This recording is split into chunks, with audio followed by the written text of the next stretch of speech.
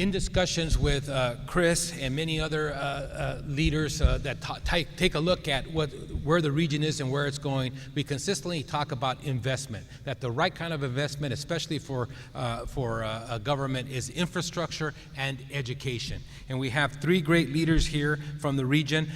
Their bios are in your packet, so I don't want to spend too much time, but we have Francisco Rodriguez, Chancellor of the LA Community College District, the largest district in Los Angeles. We have Eloy Oakley, who is the president of Long Beach City College, and Chui Tsang, who is president of Santa Monica. So Chui, I know a lot of Chuis. When I was growing up, I expected him to look a little bit different than he does. But it's spelled a little bit different. This is his last year at Santa Monica. He's announced his retirement, so he could really speak freely to a much greater degree than Francisco, who it's his first year at LA. And I know Francisco also has a couple of his boards member out there. I previously introduced the Representative Ang, who's on his board, but also Representative Fong is out there, who just joined his board in the latest election. So listen, investment. I get the sense that in terms of physical investment, that is the building of campuses, et cetera, that we're doing okay, maybe even pretty well recently, and that's because you guys control that ability. But what about the rest of the investment?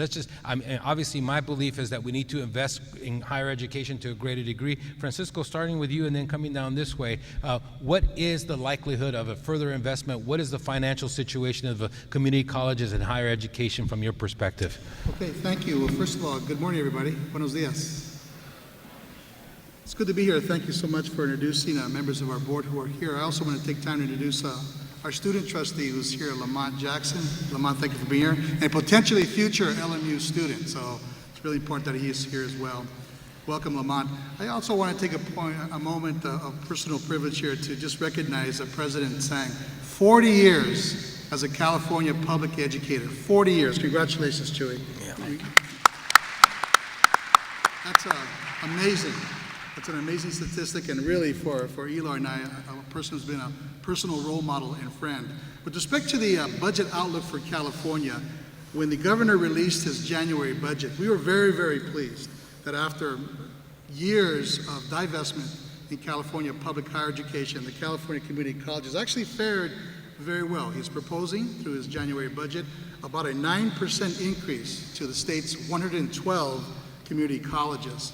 That translates to roughly $1 billion of new support for community colleges and puts us almost to pre-recession levels. So we're seeing this as a very strong signal that in fact the governor and other legislators, I think, believe in the support for community colleges. Now why? Well, there's been lots of discussion about moving folks from poverty to the middle class. California's economic engine possibilities and capabilities, or opportunities to rev up and have training that corresponds to the skills that are needed throughout this region and throughout the state.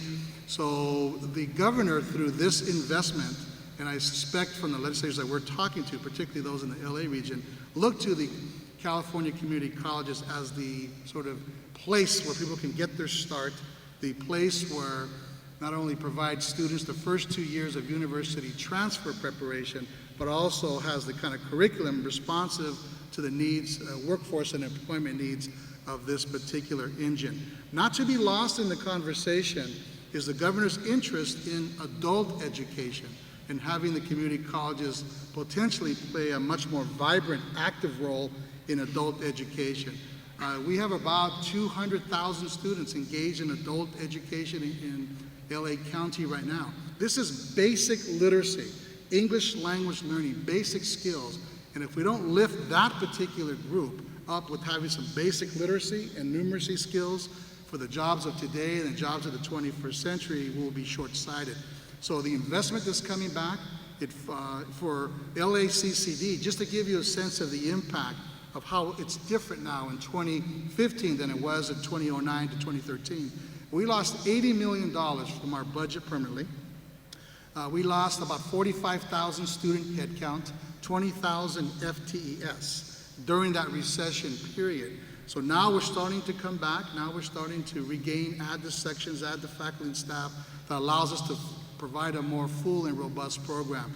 So it's starkly different, Dr. Guerra, now than it was in 2009 with the investment led by Governor Brown. Eloy also failed to mention that Eloy was recently appointed by the governor to the UC regions as well. So he's wearing his community hat, community college hat right now, but also a UC regent. Yes, if anybody came here to protest, please step outside. Actually, we're much cheaper than this university, so I think I'm in good territory. But no, seriously, I'm going to take a little bit different take than Francisco, and that is, yes, investment in public education, particularly K-12 and community colleges, on the uptick. Of course, you know, we can't talk about community colleges without also talking about the CSU and the University of California. So I still think there's some disjointedness in terms of how we're going to move forward in this state in terms of public higher education, and I'm hopeful that that conversation can be ironed out over time. The issue we have in community colleges is, you know, we are part of Proposition 98.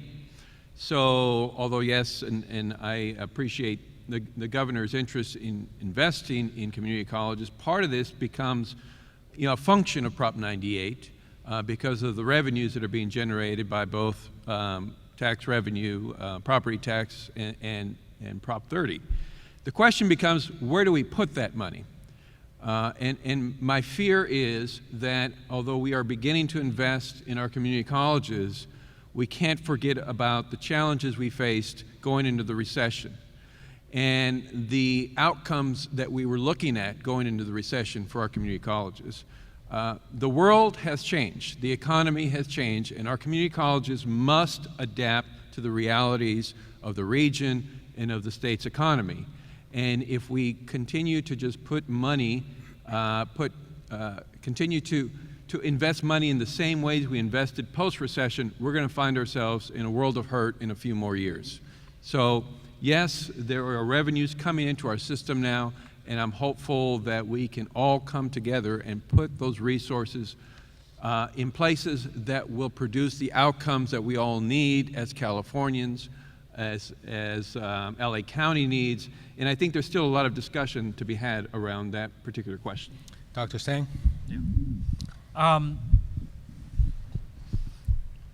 I think investment is really a good term to use, and that's an important term. I think it distinguishes itself from expenditure. In a lot of these businesses that today we're looking for fast turnaround and quick results. Education is one of those old businesses that it takes a long time to develop. And as we know, it takes about 10 to 15 years to develop a fully educated person.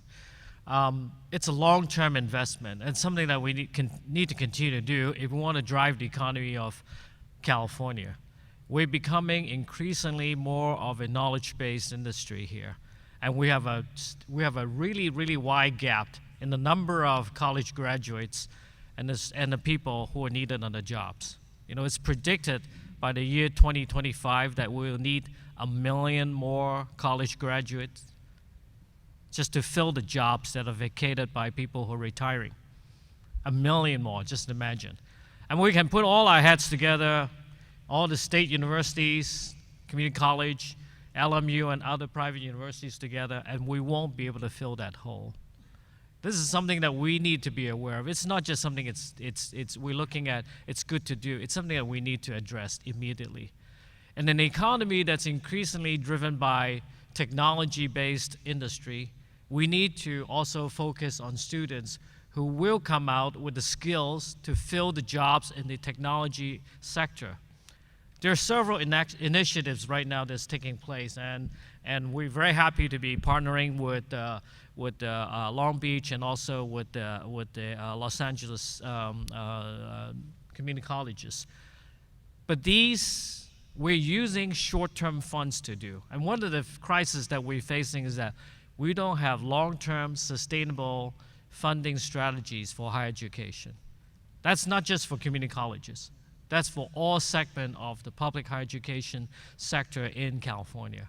And we know that that's the pride and joy of the state, and that's what driven us to where we are today, and we need to sustain that. So if you had, when it comes to budgets and trying to, as Dr. Tsang talked about, stabilize that revenue, if you had a magic wand when it comes to finances, what is the one change you would make? Would it be, extending Prop 30, reforming Prop 98, reforming Prop 13? What would it be that you would recommend to the governor and the state legislature when it comes to funding community colleges? Francisco? Yes, yes, and yes. I think this is where the, what do you call it, the leading indicators of optimism? Is that what you call Yes. Our panel up here? Well, this is where that ends. Because the news is not so optimistic. Because as Dr. Tsang mentioned, it's sporadic, it's unpredictable, it's political.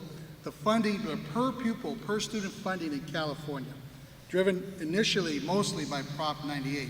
Imagine an environment that invests about $5,400, let's be generous, $6,000 per FTES that we get funded for every full-time equivalent student that we teach, $6,000.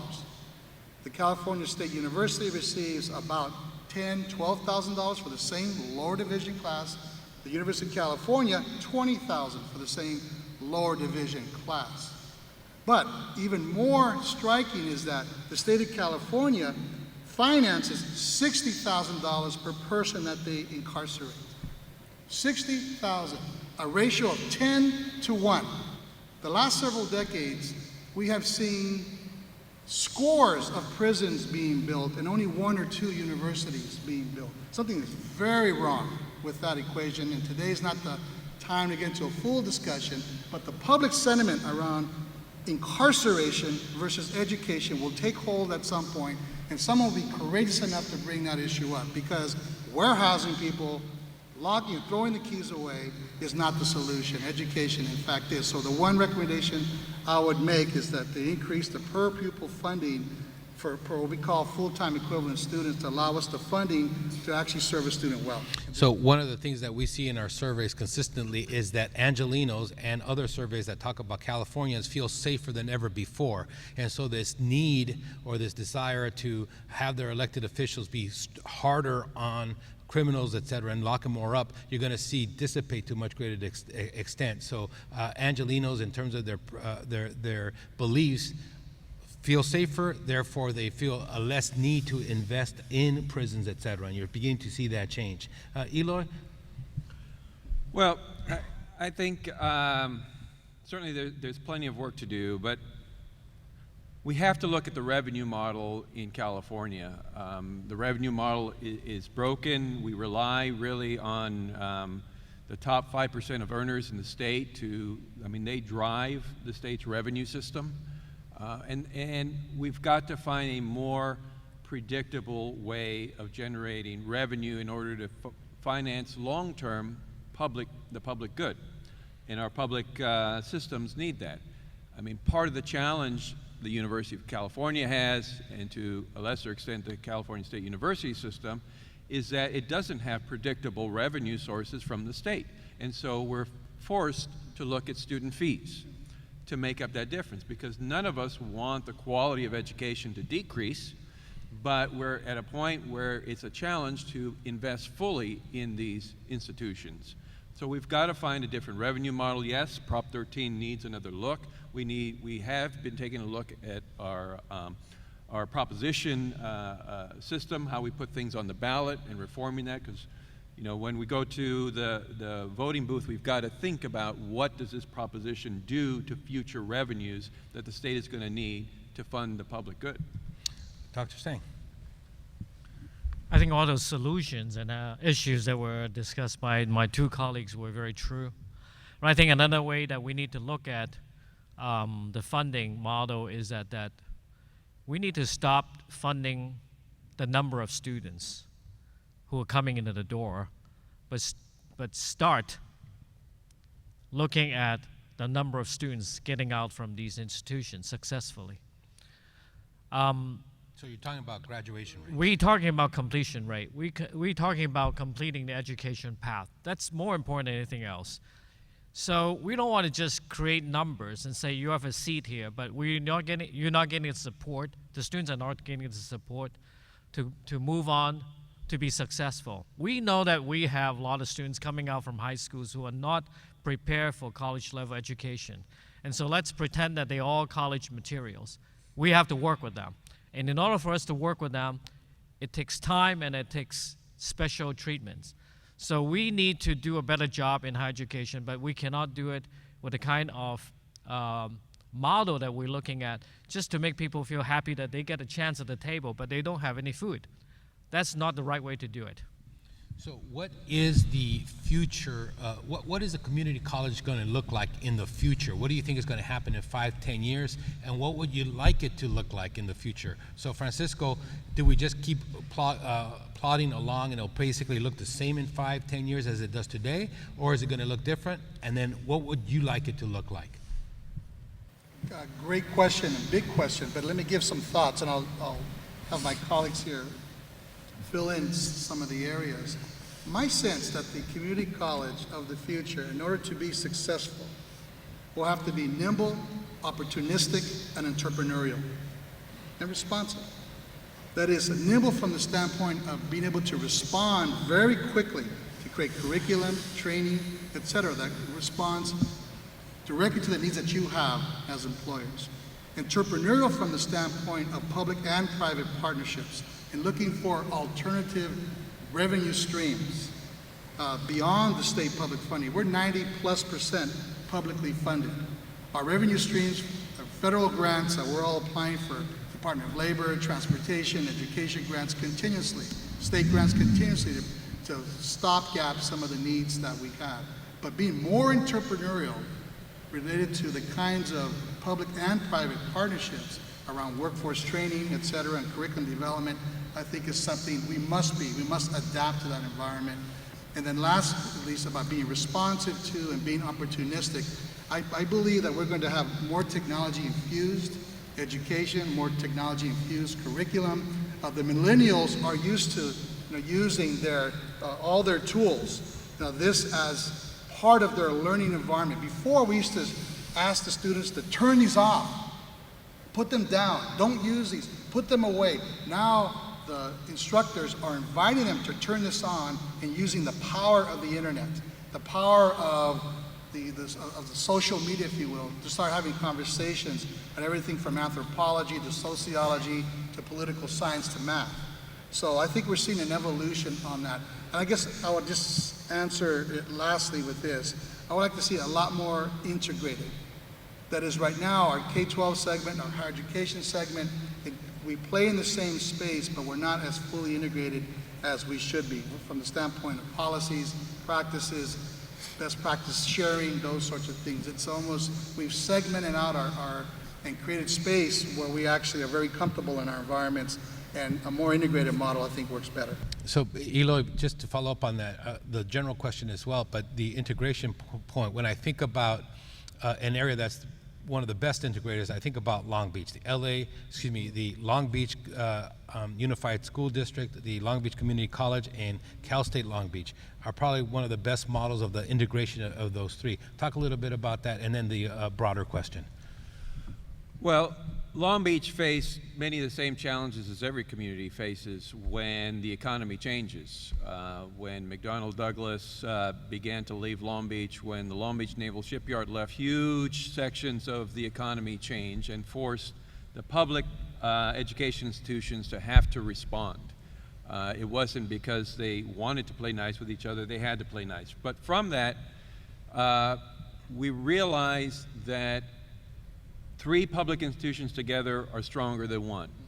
That we can own every student in the community and not place blame on who did what to who and why we're not succeeding. We are a better California State University, we're a better community college if our K-12 system is better. So that's where we begin. We begin with those children, and so they are all economic assets, and we've got to bring them to fruition and put them to work in our local community. So that's the way we look at it, and I think that's what we need to see more and more across the state, across the country. Resources are finite. We need to leverage every resource to get the greatest economic gain out of our public institutions. It's a little bit easier though in Long Beach. You have a defined boundary, you have the identity. Not all areas have a clearly defined, community college, school district, and CSU. And so you're fortunate in that respect. How would that model work elsewhere? Well, as my former colleague, King Alexander, who went off to Louisiana for some unknown reason, used to say, you can't out-problem us in Long Beach. We have some of the highest poverty census tracts in LA County. We are one of the most diverse communities in LA County. We are, in some respects, parts of Long Beach, some of the poorest areas. So, yes, we do have one big unified school district. I know of a bigger one just north of us, and I know of a bigger community college just north of us.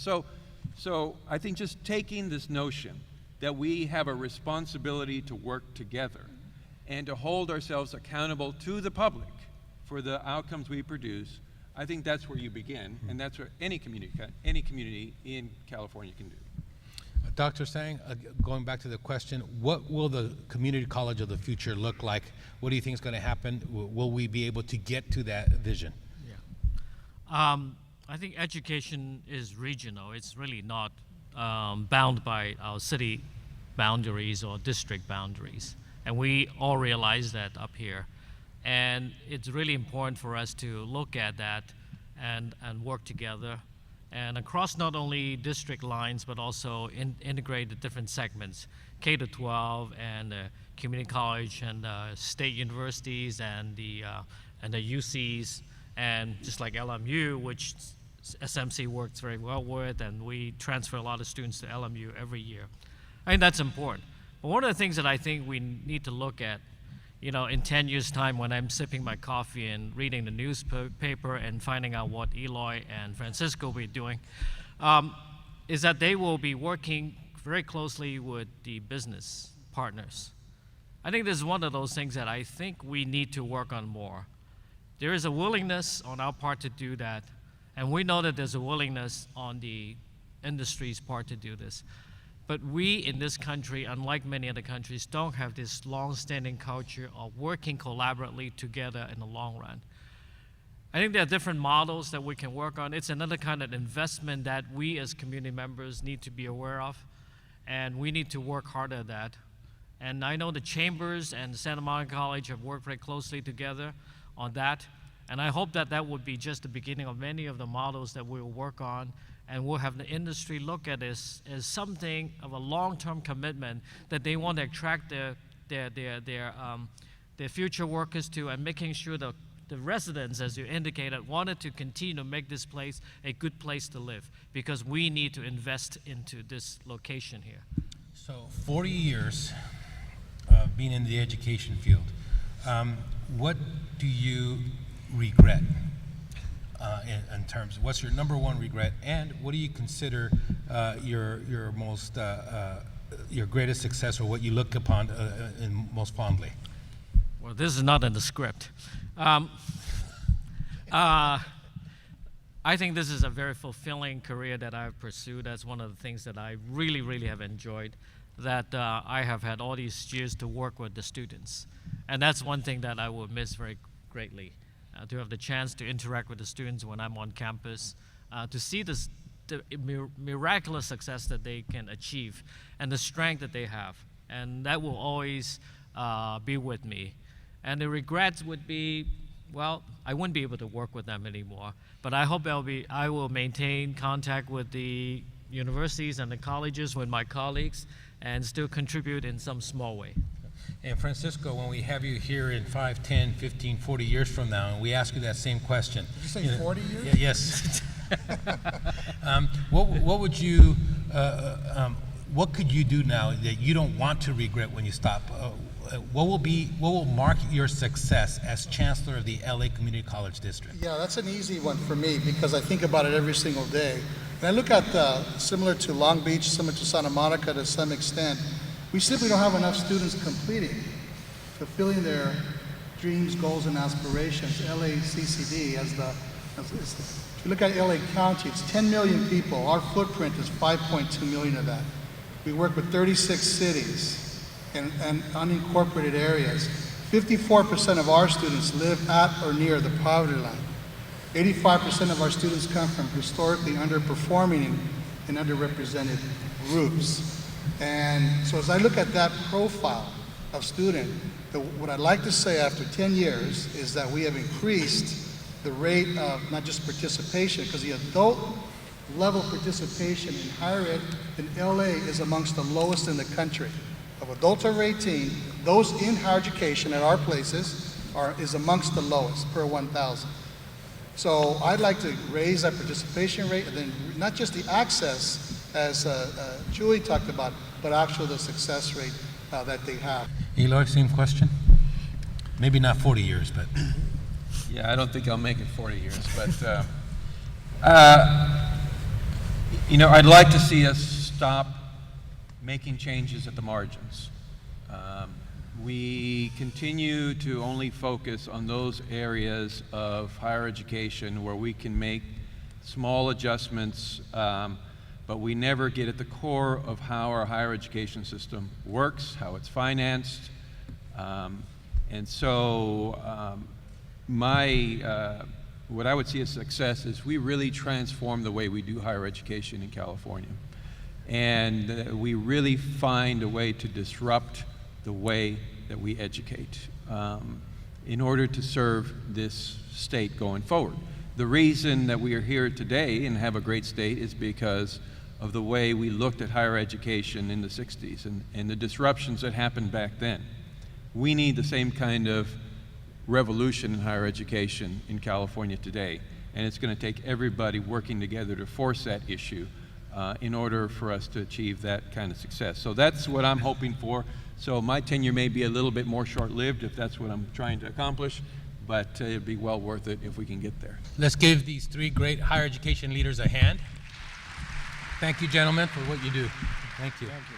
I would like now to introduce John Chiang, who is the California State Treasurer. He's the 33rd State Treasurer. There's a bio in your book. All I want to do is say that he is Jesuit educated. John Chiang, State Treasurer, State of California. John. Thanks, Fernando. Well, thank you, Fernando. I think we feel your strong optimism. So I'm going to be that check. So during the crisis a few years ago, I used to go in and I meet with Governor Schwarzenegger. Governor Schwarzenegger was this big, bold personality, incredibly positive. And then I would come in and I say, Governor, I disagree with your numbers. And he said, John, why do you always have to be a Debbie Downer? So one of the things that I always try to share is just, and people repeat, and I just wanted to acknowledge Chris, who's on my Council of Economic Advisors, and for 4 or 5 years he chaired it. We just have to remember what Chris teaches a lot. We just have to remember that there's cycles. Right? There's business cycles, there's monetary cycles, there's debt cycles, there's commodity cycles. And so while we're all exuberant, and you saw with the polling numbers, let's not forget the issues of the past. Now, we do have good news, and I wanted to sort of tie in what Chris said, what the panel said, what Fernando said from a Sacramento perspective. So the good news is we were in crisis in 2008, 2009, but for the action in the controller's office back then, we took some bold and dramatic action where I held back your tax refunds for 23 days in February of 2009 because I only had $2.7 billion to pay $10 billion worth of bills. And then in July 2nd, later that year of 2009, I issued the first of 450,000 IOUs to take care of temporarily obligations of $2.6 billion. Why did we do that? As Chris alluded to, people were comparing us to Greece. So whether it's The Economist, whether it's CNBC, whether it's Larry Kudlow, we all know it's false. Yesterday, we had a Council of Economic Advisors. He said, what's Greece? He says, it's like Torrance. I said, hey, whoa, I'm from Torrance, so don't go there. But dramatic change the path. Greece, since its technical defaults, its GDP has decreased by 25%. If you look back what happened last year, Puerto Rico, which went out for $3 billion worth of issuance, had to sell their debt for 8.8%. Now, we went out to market a few weeks ago, California, for about $1.9 billion. We refinanced some of that money. We sold our debt for 3.27%. We sold it for the lowest rates in 25 years. We have made dramatic progress on the California front. Now, also, I was the state's cash manager. And so one of the things that I was concerned about was that on July 13th, 2007, and think about the context, when did the recession begin? Later that year, called by the National Bureau of Economic Research. When did the real estate foreclosure issues hit? When did the global financial crisis hit? The next year. But California went cash red July 13th, 2007, before some of the terrible economic issues started to unfold. So because of partial mismanagement of money in Sacramento, we went into cash deficit. The good news is at the end of the last fiscal year, California ended in the black. So it took us 7 years, but we've made incredible progress. Now, Chris alluded to also that we have these continuing obligations. The three major issues that were identified by the ratings agencies for a number of years, we have started to work on. We have much more work to do. They were identified as water, pension obligations, and retiree health care. And one of the things that I have pressed upon, and we're making progress, is that even though in the past few years they have said California has had a balanced budget, or we had a budget surplus, which Chris didn't use this technical term earlier, but alluded to it, it was a joke, but we are making additional contributions to take down those debts. And the good thing is that for this year, Governor Brown is focused on the third obligation. We had some reforms with water, we had some reforms with pension obligations over 2 legislative sessions. For a long period of time, the state has only been paying minimum on the credit card for retiree health care. We've been contributing about $1.9 billion annually. The governor's going to ramp it up, hopefully to around $4 billion, so that we pay the full normal cost. So we're not going to no longer pay the minimum on the credit card. We're going to pay the normal cost. Now, why is that important? Because we all care about debt. That's how America got into trouble over these past few years. Across the board, whether it was the private sector, especially the financial industry, whether it was us consumers, especially in home mortgages, now we see it with student loans, or whether it was government, and you see it with some of the long-term obligations, we were all in debt. And that was in part a contributor to why we had such a slow recovery. But on the healthcare obligation, and it ties into what the education panelists were talking about. It's like, why can't we find a dedicated funding stream? Why can't we put in more money? You have to talk about the context of the budget. So in regards to healthcare, just retiree healthcare, in my first year in office as your chief fiscal officer as controller, 8 years ago, I did the OPEB study. It talks about retiree healthcare liabilities. In that first year, if we continued to pay minimum on the credit card, our obligation as taxpayers would have been $47.88 billion. Now, when the government doesn't take action to aggressively take down that debt, this is what happens to those numbers. It goes from 47.88 to 48.2 to 52 to 59 to 63 to 64, and then when I left office in this January 4th of this year, and we did it in December, $71.8 billion. First number, remember, 8 years ago, 47.8. When I left at the beginning of this year, $71.8 billion. Now, how does that affect each and every single one of us, right? And as Chris was also going through the numbers in terms of the economy, pre-recession, we had about 15 million taxpayers in the state of California. During the recession, we had about 14 million taxpayers in the state of California. Last year, estimated taxpayers for the Franchise Tax Board, 16 million taxpayers. So when it's hot, people will come here, right? Chris used to say, along with the other economists, but especially Chris, you can tell he's really shy when he makes his presentations. Chris would say at the beginning when we were entering into the recession, he goes, yeah, this state is dysfunctional, it's hard to do business, it's crazy, we have high taxes. And basically what he said, but he's more passionate in these meetings, he said, so what? He says, when the economy is hot, everybody wants to come to California and we will do well. And it has borne true once again. And as Chris also said, and we all say, doesn't mean we shouldn't fix the issues. Obviously, we want to reduce the friction. We have to make it a lot easier to do businesses here in the state of California. We want to thrive. We want to grow. We have to be competitive. But we also have to understand the cycle.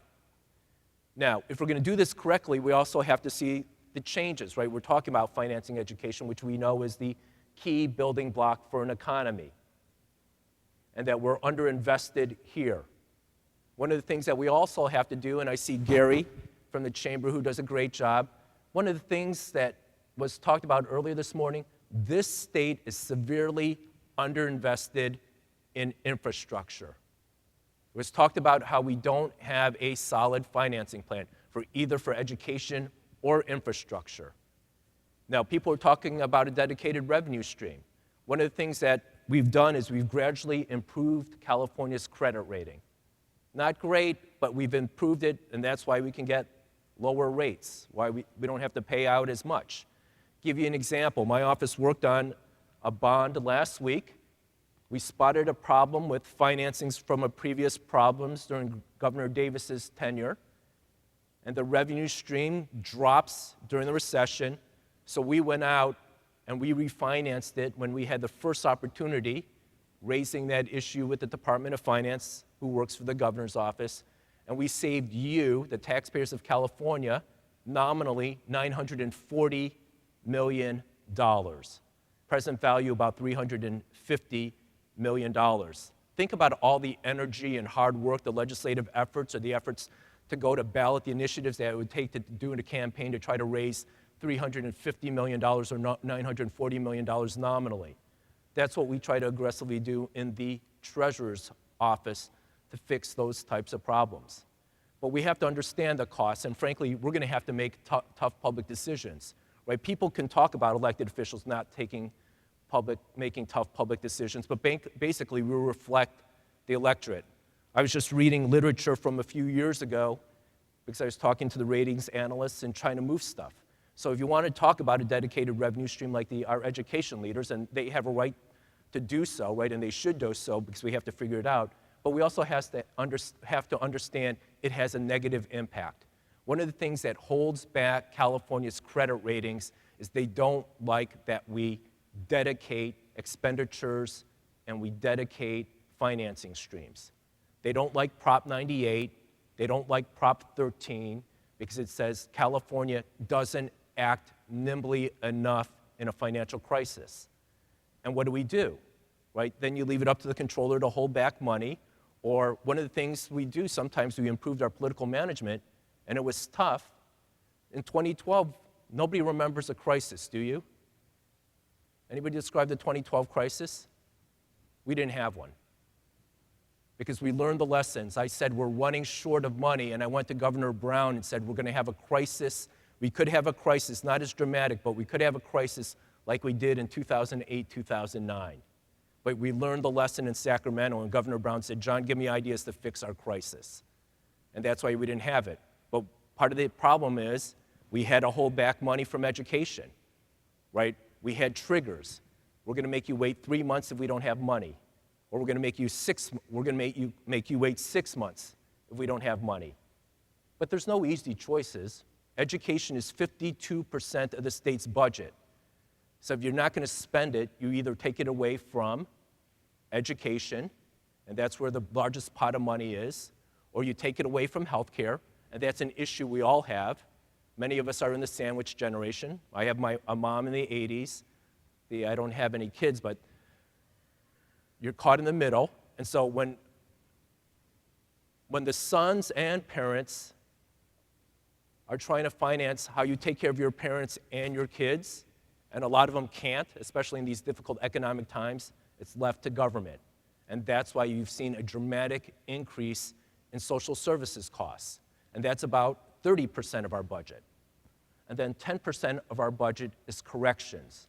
And so when you passed legislation to incarcerate people for longer, firmer terms, right, it drove, in part, this is one of the issues, you drove up the state budget for corrections from 3 to 10% of the budget. That's where we also had to squeeze out higher education and other things. Now, our challenge is we all have to figure out how we address opportunity or income inequality. If we don't fix it, we're going to continue to have that problem.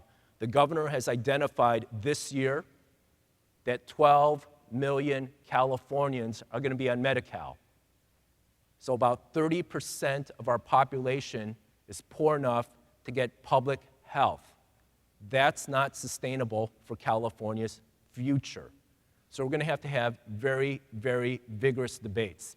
Now, as we go forward in the Treasurer's Office, in my inaugural, I identified the top issue, and fortunately I'm with everybody else, as housing. And for the first time in regards to credit ratings report, when they were identifying issues of great concern about the state of California, Standard & Poor's in its February 23rd report said, we are concerned about the impact of the high cost of housing in the state of California and economic creation or growth for the state's future. I chair two of the state's housing authorities. We're going to work on trying to fix funding gaps. When you look at how you fix affordable housing or how you finance affordable housing, basically it's three components. You have the federal participation, you have the state participation, you have local government participation. A few years ago when we had the financial crisis, the governor wanted to fix and identify a source of money to finance education that was shortchanged.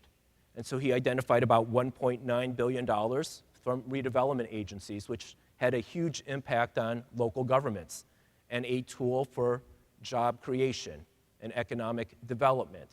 It helped fix the funding crisis that we had for education along with Prop 30. But now, that's why we've had, in part, crisis from one of those tools because local governments haven't been able to help. So we have a short window now where we have additional funds. The state's going to try to get a little bit more involved.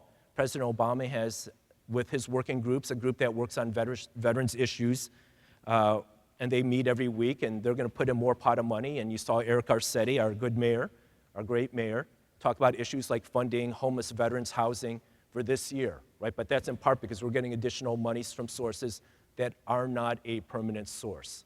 So we're going to have to rewrite the rules and regulations that we're currently doing in the Treasurer's Office to find sustainable sources, to rethink the rules, to get additional contributions to grow California's economy. And the last point that I want to raise is that what Fernando has talked about a long time, we are incredibly blessed to be in this region. I like the fact that Latinos and Asians are incredibly optimistic, right? They understand, along with others, how hard it has been for prior generations, right? As Warren Buffett used to say, if you're born in the United States of America, you won the ovarian lottery. Because this country affords you opportunities across the board that aren't generally seen in other places on this planet. One of the things we fail to harness, and we continue to see it, whether it's in Indiana with some of those restrictions, or you see a sense of it. We were talking about our Council of Economic Advisors with the lawsuits, in the venture capital field, is that we don't fully harness and celebrate and encourage and develop and cultivate our diversity. There are 525 million Asians in the middle class today in the Asian continent. In the next 15 years, it is projected to be $2.7 billion. That creates extraordinary opportunities for not only the big international corporations, but middle-sized and smaller-sized businesses if we can facilitate that link and those partnerships. I talk about the demographics, right? You talk about the Latino kids in California in this region, including my goddaughter, right? In part of California in the future looks like my godchild or other Latinos, Latinas speaking Mandarin to compete in the global economy. We have to be excited about that possibility. That's how you harness that future. You tap into that globalization through the use of technology and some other unforeseen ability.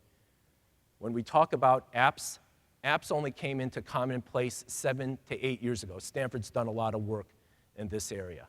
So if we can harness our collective abilities, our talents, our hopes, our dreams, we can make real the optimism that Fernando talked about. So let's get together, let's continue to work these conferences. More importantly, let's build those relationships that we know from economics, from organizational management, from sociology, that creates individual success, or more importantly, the promise of what is California. Thank you very much.